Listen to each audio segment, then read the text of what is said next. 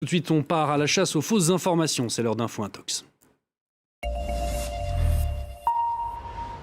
Info Intox ce soir avec Julie Chouteau. Bonsoir Julie. Bonsoir Antoine, bonsoir à tous. Aujourd'hui, direction l'Ukraine, sur les traces de celui qu'on appelle le fantôme de Kiev, Julie. Alors, qui se cache derrière ce nom plein de mystères, il faut bien le dire.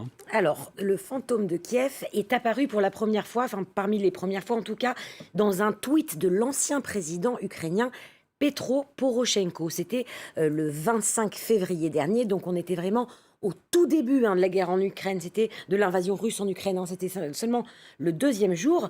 Petro Poroshenko présente un mystérieux pilote qui a déjà abattu 6 avions russes à lui tout seul, un super-héros anonyme qui terrifie l'ennemi et qui fait la fierté des Ukrainiens.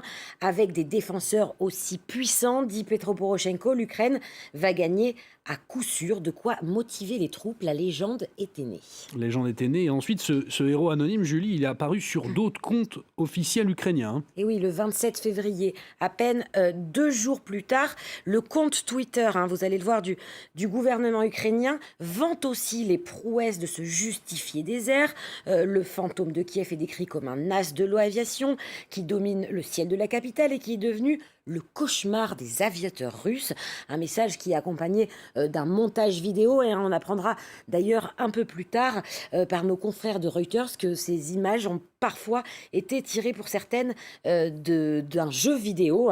Et le même jour, la page Facebook des services de sécurité ukrainiens publie elle aussi une éloge au fantôme de Kiev, qualifié d'ange des batailles célestes, rien que ça, qui a déjà frappé 10 avions russes. Et plus récemment, c'était le 11 mars, la page Facebook des forces armées ukrainiennes postait elle aussi cette photo présentée comme celle du fantôme de Kiev. En fait, pendant des semaines, ce spectre a rôdé un peu sur les réseaux sociaux. Il était un peu partout. Les Ukrainiens se sont même aussi des anonymes ukrainiens emparés du phénomène pour acclamer leur héros à coups de t-shirts, de dessins et même de chansons écrites pour lui rendre hommage. Et on remarque à chaque fois, Julie, que ce présumé super-héros, il reste anonyme. Oui, sauf que vendredi, plusieurs médias, dont le journal Le Time britannique, pensaient avoir identifié ce célèbre fantôme de Kiev. Pour eux, il s'agirait du major Tsepan Tarabalka, un pilote d'élite de 29 ans, mort au combat le 13 mars. Alors le major Tarabalka existe bien et il est bien mort au combat le 13 mars. Sauf que, attendez, j'essaye voilà, il s'agit de lui, donc ce tweet du ministère de la Défense ukrainien confirme bien sa mort et le pilote a même reçu le titre de héros de l'Ukraine à titre posthume, sauf qu'il ne s'agit pas du tout du pilote qui aurait abattu 40 avions russes à lui tout seul, comme le dit la légende, puisque tout simplement le fantôme de Kiev n'existe pas et n'a jamais existé. Ça veut dire que les autorités ukrainiennes, Julie, ont avoué avoir elles-mêmes tout inventé. Alors, pas vraiment. C'est un petit peu plus compliqué que ça. Bien sûr, les forces ukrainiennes, l'armée de l'air ukrainienne a reconnu qu'il n'existait pas. Et donc, en réponse justement à l'article du Time qui révélait l'identité de cet homme, et l'armée de l'air a en fait commencé par publier un message sur sa page Facebook disant que Stéphane Tarabalka n'était pas le fantôme de Kiev et qu'il n'avait pas abattu 40 avions russes à lui tout seul. Mais surtout, dans ce tweet, l'armée ukrainienne dit, je cite, « Les informations sur la mort du fantôme sont incorrectes. Le fantôme de Kiev est vivant.